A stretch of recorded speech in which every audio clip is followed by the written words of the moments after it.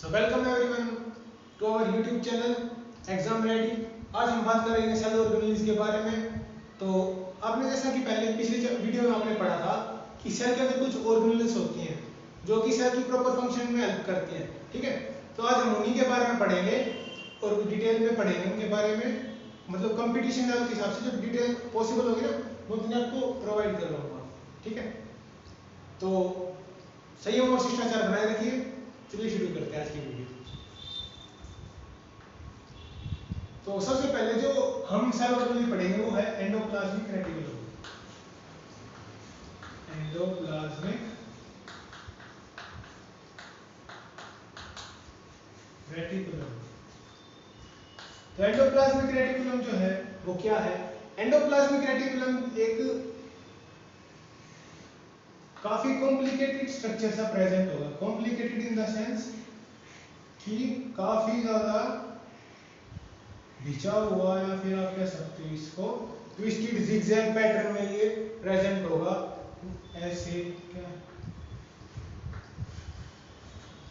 ये सेल का एंडोस्केलेटन बनाने में हेल्प करता है, यानी कि सेल को सपोर्ट भी करता है ये, और सेल को सपोर्ट करने के साथ साथ इसका काम क्या होगा कि ये इसके ऊपर कुछ राइबोसोम्स भी प्रेजेंट होंगे। मान लो कि ये एंडोप्लाज्मिक रेटिकुलम का एक सेक्शन है, इसका छोटा सा हिस्सा, यहाँ पे कुछ सेगमेंट्स प्रेजेंट है, ये यहाँ से साफ है, ये राइबोसोम्स है इसके ऊपर प्रेजेंट है, इसकी सरफेस रफ बना रहा है। तो यानी कि ये हो गया रफ एंडोप्लाज्मिक रेटिकुलम, ये है स्मूथ एंडोप्लाज्मिक रेटिकुलम। रफ वाले का काम होगा कि प्रोटीन सिंथेसिस में हेल्प करेगा, स्मूथ वाले का काम होगा कि लिपिड सिंथेसिस में हेल्प करेगा, और साथ ही साथ लिपिड के साथ स्टेरॉइड भी बनाएगा, जो कि हमारे शरीर के अंदर हार्मोन्स होते हैं ना, स्टेरॉइड और हार्मोन्स उनमें भी हेल्प करता है। इसकी खोज की थी पोर्टर ने 1953 के अंदर, और इसका एक और फंक्शन था कि ये जिसके बीच में ये स्पेस बचता है ना, यहाँ पे ग्लाइकोजन स्टोर होगा। मसल्स में इसको हम बोलते हैं सार्कोप्लाज्मिक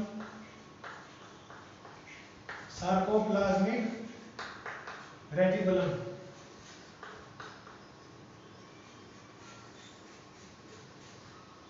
ठीक है, ये कैल्शियम आयंस को स्टोर करने में हेल्प करता है। इसके बाद बारी आती है, और ये डबल मेम्ब्रेन होगा एंडोप्लाज्मिक रेटिकुलम जो होगा। सेकंड होगा हमारा राइबोसोम।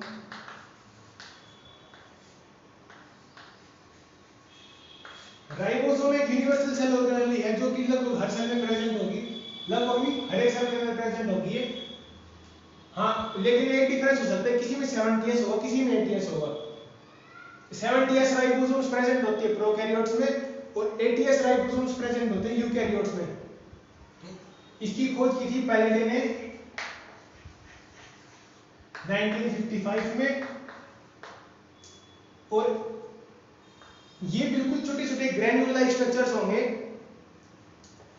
और सबसे स्मॉलेस्ट सेल ऑर्गेनेल होती है राइबोसोम की, ठीक है। और ये या तो एंडोप्लाज्मिक रेटिकुलम के ऊपर प्रेजेंट होंगी जैसा कि मैंने अभी बताया था, या फिर ये फ्री फॉर्म में प्रेजेंट होंगे साइटोप्लाज्म के अंदर। ये अपने साथ ये आरएनए के बने हुए होते हैं, और आरएनए को बाइंड करने में भी हेल्प करते हैं ताकि प्रोटीन को बनाया जा सके। तो इन्हें प्रोटीन फैक्ट्रीज भी कहा जाता है।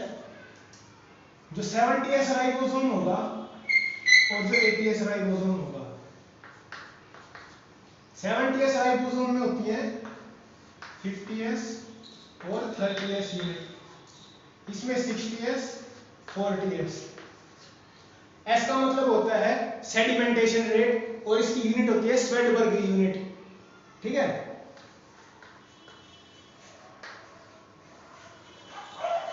स्वेडबर्ग यूनिट सेडिमेंटेशन रेट की यूनिट होगी, स्वेडबर्ग यूनिट होती है।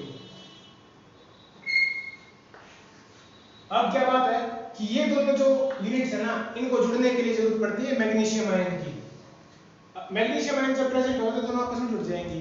ये जो राइबोसोम इसे हम कह सकते हैं समाज सेवी की तरह काम कर रहा है। ये वैसे तो अलग अलग रहेंगे, किसी को पता नहीं चलेगा, लेकिन जब जरूरत होगी सबको सबसे पहले यही आएंगे कि हाँ भैया प्रोटीन की रिक्वायरमेंट है, हमें रिपेयर करना है कुछ भी, सबसे पहले इनका रोल आएगा। फिर सॉरी, हो जाता है कभी कभी, माफ करना, खुशी में इधर उधर निकल जाता हूँ मैं कभी कभी। अब इसके बाद देखिए लाइसोसोम की, लाइसोसोम क्या है? लाइसोसोम भी स्फेरिकल बैग होंगे, छोटे छोटे बैग्स होंगे। इसकी खोज की थी क्रिश्चियन डे ने 1955 में एडिट दी। इसी की खोज की थी 1955 में भी लाइसोसोम खोजा गया था। ये छोटे छोटे स्फेरिकल बैग्स होंगे, इनका काम होता है सेलुलर डाइजेशन, यानी कि सेल कोशिका के स्तर पे जो डाइजेशन होगा उसमें लाइसोसोम हेल्प करेगा। इसके अंदर होते हैं हाइड्रोलाइटिक एंजाइम्स,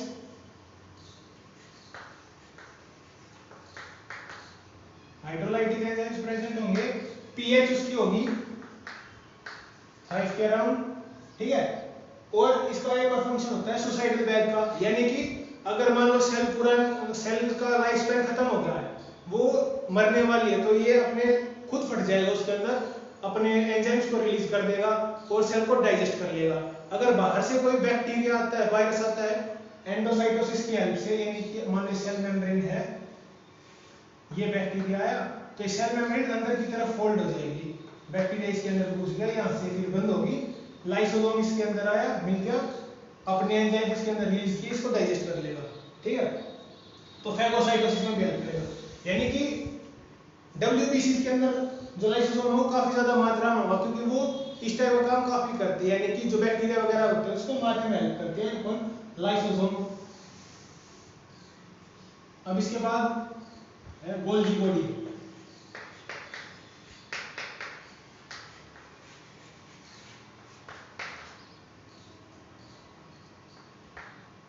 अब गोल्गी बॉडी की किसने खोज की थी?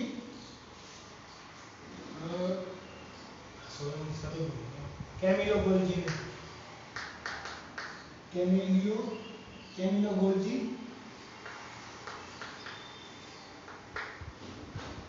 1898 में इसकी खोज की थी इन्होंने।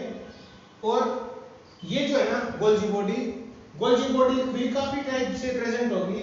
ये स्फेरिकल भी हो सकती है, ये ट्यूबुलर भी हो सकती है, ये वेसिकल्स की फॉर्म में भी हो सकती है, यानी कि 3-4 तरह से प्रेजेंट होगा। ये प्रेजेंट होगी एंडोप्लाज्मिक रेटिकुलम के बाद। इसका काम क्या होता है गोल्जी बॉडी का, कि ये एक साइड से मान लो यहां से एंडोप्लाज्मिक रेटिकुलम खत्म हुआ, ये यहां से गोल्जी बॉडी स्टार्ट होगा, यहां से इसने सब्सटेंसेस को लिया एंडोप्लाज्म से और यहां से रिलीज कर देगी, यानी इसकी इतनी दूर इसकी पैकेजिंग होती है ताकि ये किसी भी दूसरी लोकेशन पे उसको भेज सके। तो ये डिलीवरी बॉय का काम करती है, यानी कि पैकेजिंग करेगी उसको और दूसरी जगह भेज देगी सब्सटेंसेस को। और दूसरा क्या है कि ये हार्मोन वगैरह सीक्रेट करेंगे, जितनी भी सीक्रेटरी सेल्स होंगी उसी के अंदर गोल्जी बॉडी काफी ज्यादा अमाउंट में प्रेजेंट होंगी। ये लाइसोसोम की फॉर्मेशन भी करेंगी, यानी कि लाइसोसोम कहां से बनेगा? गोल्जी बॉडी से बनेगा लाइसोसोम। ये कहां प्रेजेंट नहीं होंगी गोल्जी बॉडी? मैमेलियन आरबीसी में, मैमेलियन आरबीसी में प्रेजेंट नहीं होगी कौन? Golgi body. अब इसके बाद अगर हम बात करें, इसके बाद बारी आएगी माइटोकॉन्ड्रिया की। माइटोकॉन्ड्रिया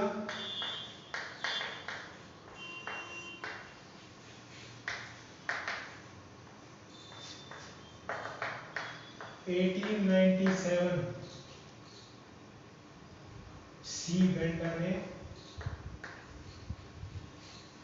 ये टर्म दी थी माइटोकॉन्ड्रिया टर्म दी थी सी बेंडा ने 1897 में। और 1890 में आल्टमैन ने इन्हें देखा था और इनका नाम दिया था बायोब्लास्ट। क्या नाम दिया था?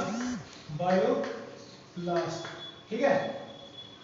माइटोकॉन्ड्रिया डबल मेम्ब्रेन होगी, यानी इसकी दो मेम्ब्रेन प्रेजेंट होती हैं। इनर मेम्ब्रेन फोल्डिंग होगी इसकी और आउटर मेम्ब्रेन स्फेरिकल होगी। इन दोनों के जो बीच का स्पेस है ये स्पेस होगा 6 से लेके 10 नैनोमीटर तक चौड़ा, ठीक है। जो इनर मेम्ब्रेन है फोल्ड क्यों होंगे, ताकि सरफेस एरिया इंक्रीज किया जा सके, जो रिएक्शंस जरूरी हैं रेस्पिरेशन के लिए वो काम आ सके इसके अंदर, और जो एनर्जी है वो काफी अच्छी तरह से रिलीज की जा सके।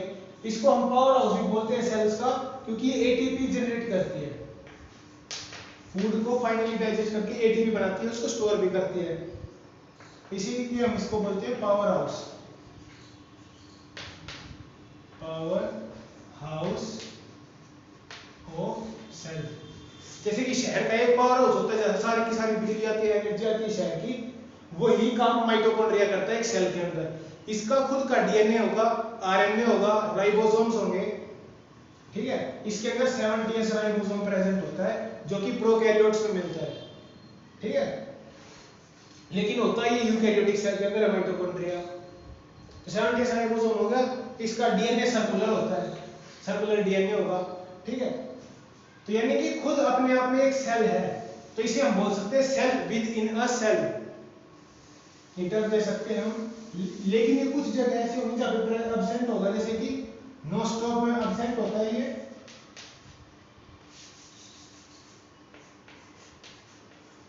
नोस्टॉक, क्लोस्ट्रीडियम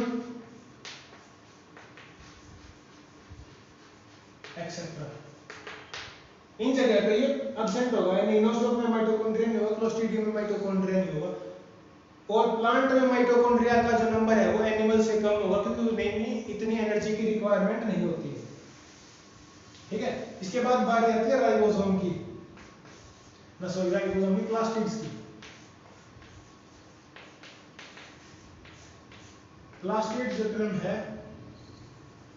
वो केवल प्लांट्स में यूज की जाती है, प्लांट में प्रेजेंट होंगे, एनिमल्स में प्रेजेंट नहीं होंगे। ये 3 टाइप के होते हैं, क्लोरोप्लास्ट, क्रोमोप्लास्ट और ल्यूकोप्लास्ट।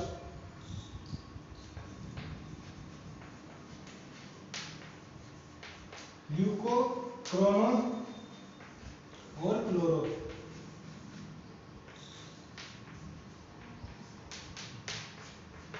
ल्यूकोप्लास्ट का काम होता है कि ये स्टोर करता है, स्टोरेज में हेल्प करता है। ल्यूकोप्लास्ट कलरलेस होगा, ये प्रोटीन, लिपिड्स एक्सेट्रा इन चीजों को स्टोर करता है ल्यूकोप्लास्ट। क्रोमोप्लास्ट के अंदर कलर्स प्रेजेंट होंगे, जैसा कि नाम से पता चल रहा है क्रोमा, तो इसके अंदर प्रेजेंट होता है yellow colour, red colour, orange colour, इस टाइप के कलर प्रेजेंट होंगे। पिगमेंटेड सेल्स होती है क्रोमोप्लास्ट। क्लोरोप्लास्ट होती है ग्रीन कलर की सेल्स होती है, इसके अंदर क्लोरोफिल प्रेजेंट होता है, और उससे प्रोटीन वो फोटोसिंथेसिस होगा, यानी कि प्रकाश संश्लेषण, यानी कि जो पौधा है वो अपना खाना खुद बनाएगा। अगर ये ना हो ना तो धरती पे जीवन संभव नहीं है, कोई अपना खाना नहीं बना सकता। पेड़, अगर पेड़ खाना नहीं बनाएगा तो हम कहाँ से लेंगे, और हम ही नहीं लेंगे तो जीवन, हम जिंदा कैसे रहेंगे। यानी कि हमारा जो पूरा जीवन है ना वो इसे ऑर्गेनिज्म के ऊपर कह सकते हैं कि डिपेंड करता है हमारा जीवन। ये किसान है, जो काम किसान हमारे लिए करता है ना, अन्न उगाता है, तो ये किसान की सहायक कह सकते हैं। प्लास्टिड जो है उसके पास भी खुद का डीएनए होता है, एमआरएनए होता है, और उसके राइबोसोम्स भी होते हैं, यानी कि ये खुद अपने अंदर एक ऑर्गेनेल है अपने आप में। जब और ऑर्गेनेल सेल, खुद एक सेल है ये, लेकिन फिर भी सेल के अंदर प्रेजेंट है, तो इसके लिए भी हम टर्म यूज करेंगे cell within a cell, cell within a cell. अब है वैक्यूल। वैक्यूल होता है एम्प्टी स्पेस, बिल्कुल खाली जगह, ठीक है। इसकी एक लेयर होगी जिसका नाम होता है टोनोप्लास्ट। टोनोप्लास्ट का फंक्शन क्या होता है, इसको सिर्फ प्रोटेक्ट करेगा बाहर से, इसकी एक मेम्ब्रेन होती है और कुछ नहीं। इसके अंदर क्या क्या प्रेजेंट होगा, जो भी चीजें पानी में डिसॉल्व हो सकती है ना वो सारी की सारी इसके अंदर प्रेजेंट होंगी, स्टोर करके रखता है उनको, खाली जगह है। सेल को शेप देगा, उसकी टर्जिडिटी मेंटेन करेगा, उसका ऑस्मोटिक प्रेशर मेंटेन करेगा, ये सिंगल लेयर्ड होगा। और अब इसके बाद लास्ट जो बात पढ़ेंगे वो है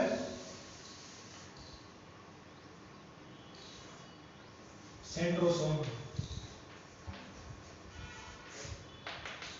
ये सीरियल वाली उन बहुओं की तरह है जो कि बंटवारे में विश्वास रखती है कि हम बंटवारा हम करवाएंगे, हम जिम्मेवार होंगे बंटवारे के लिए।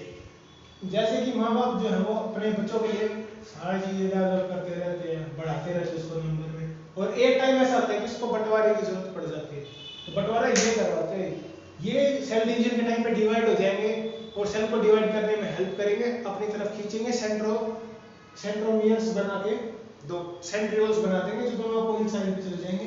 इसके बारे में हम बाद में पढ़ेंगे। और एक ऑर्गेनेल रहेगी न्यूक्लियस।